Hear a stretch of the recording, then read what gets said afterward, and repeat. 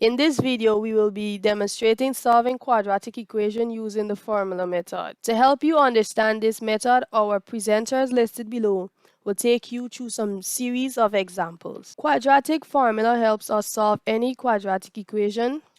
First, we bring the equation to the form ax squared plus bx plus c equals 0, where a, b, and c are coefficients. Then we plug these coefficients into the formula.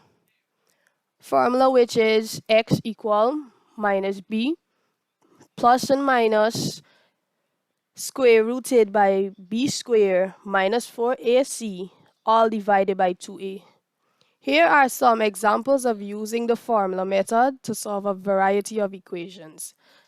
Let's work our first quadratic equation example. My name is Jermaine Braffett and I will be taking you through the steps. Now the first step is we must remember the quadratic formula and then identify the coefficients in the quadratic equation. In this quadratic equation, the coefficients are a is equal to 1, b is equal to 4, and c is equal to negative 21. We would now plug this into the quadratic formula. This would now read x is equal to negative 4 plus or minus square root 4 square minus 4 times 1 times 21. Next, we would have to do the calculation, and this would equal to 4 times 1 times 21, which would equal to x equal to negative 4 plus or minus square root 100 over divided by 2. So the square root of 100 is 10. X is equal to negative 4 plus 10 divided by 2. X is equal to negative 2 plus or minus 5 over 2. We would now have to add and subtract negative 2 and positive 5. X equal to negative 2 plus 5 divided by 2. X equal to negative 2, negative 5 over 2, which would equal to x is equal to 3, or x is equal to negative 7. And we can also write x equal to 1 and a half and x equal to negative 3 and a half. Thank you. In the second example, to help you best understand quadratic formula, just keep in mind the formula shown on the screen, remember it. This quadratic expression, this is a quadratic expression, but it does not have a real solution. 3x to the second power plus 6x equal negative 10. 3x to the second power plus 6x plus 10 is equal to 0. 3 is A, 6 is B, and 10 is C. Remember the formula that has been shown before? You need to transition it into the sum here.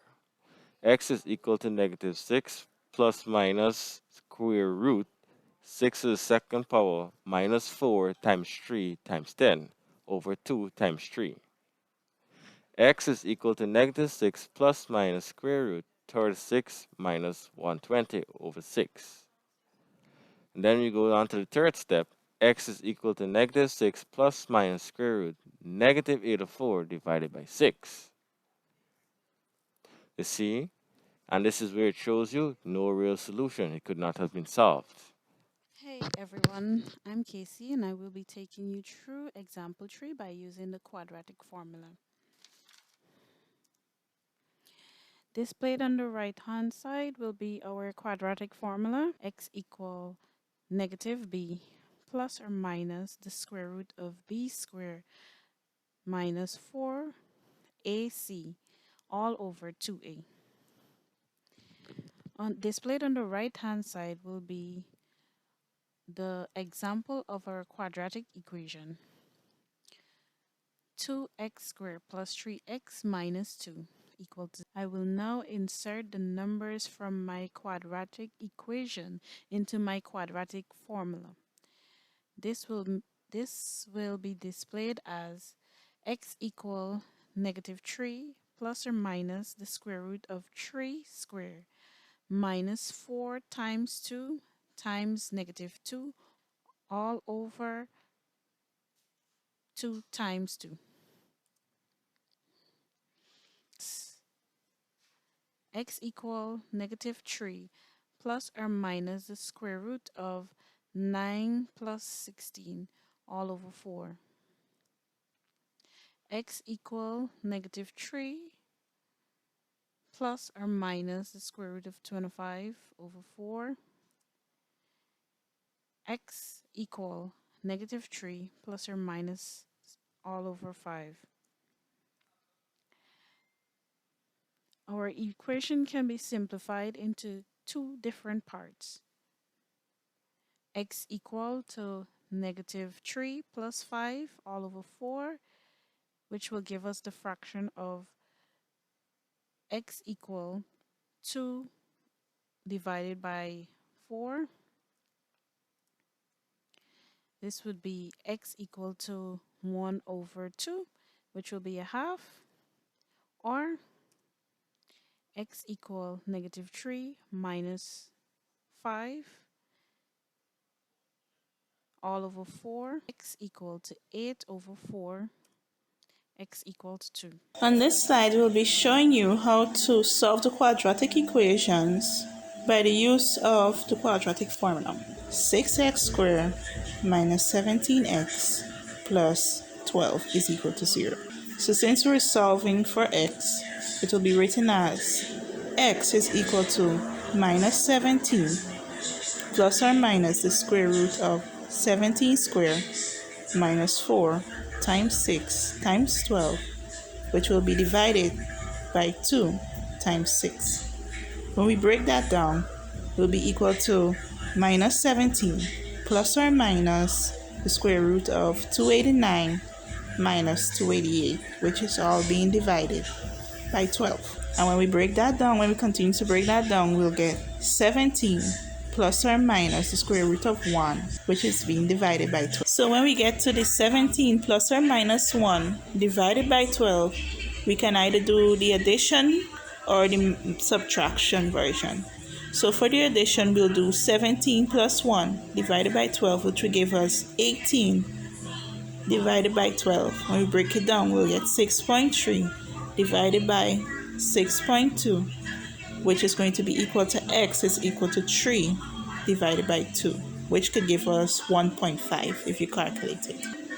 When we do the minus version, we have 17 minus 1 divided by 12, which will give us 16 divided by 12, which is going to be equal to 4.4 divided by 4.3, which will be x is equal to 4 divided by 3. The standard form of quadratic equation looks like this. Ax squared plus bx plus c equals 0.